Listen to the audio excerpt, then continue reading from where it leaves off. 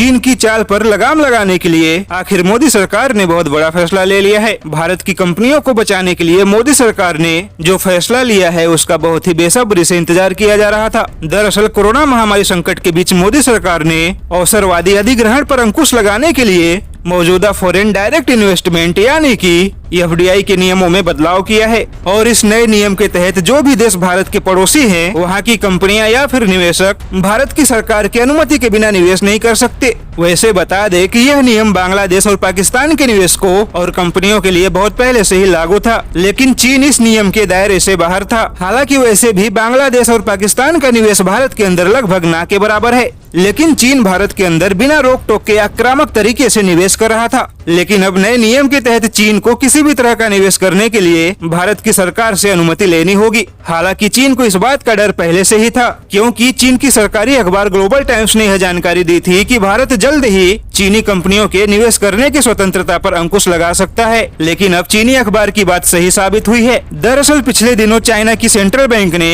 HDFC में करोड़ों share खरीदे थे, जिससे उसकी हिस्सेदारी कंपनी में 1% से थोड़ी ज्यादा हो गई। और कोरोना वायरस महामारी के बीच चीन के किसी भी निवेश को शक के नजरिए से देखा जा रहा है, क्योंकि रिपोर्ट आई थी कि चीन पूरी दुनिया में अपना निवेश तेजी से बढ़ा रहा है, क्योंकि कोरोना वायरस के कारण पूरी दुनिया का शेयर मार्केट क्रैश कर गया है, जिस वजह से दुनिया भर की कंपनियों के शेयर के भाव गिर चुके हैं और चीन इन सस्ते शेयरों को खरीदकर दुनिया भर की कंपनियों में अपनी हिस्सेदारी बढ़ाने में लगा है। और यह काम करने के लिए चीन के पास विदेशी मुद्रा भंडार की कमी नहीं है, क्योंकि अभी भी चीन के पास पूरे 3000 अरब डॉलर से भी ज्यादा यानी कि 3 ट्रिलियन डॉलर से भी ज्यादा का विदेशी मुद्रा भंडार पड़ा है। ऐसे में भारत ने भी चीन के निवेश को खतरे के रूप में महसूस किया है। अब नए नियम के तहत चीन की सरकार हो या फिर चीन की कंपनी या फिर इंडिविजुअल, किसी भी तरह का निवेश करने के लिए सरकार से परमिशन लेनी पड़ेगी। और अब भारतीय कंपनियां भी अपने मन मुताबिक किसी भी चीनी कंपनियों को अपनी हिस्सेदारी नहीं बेच पाएंगी। वैसे बता दें कि कुछ ऐसा ही कदम जर्मनी ने भी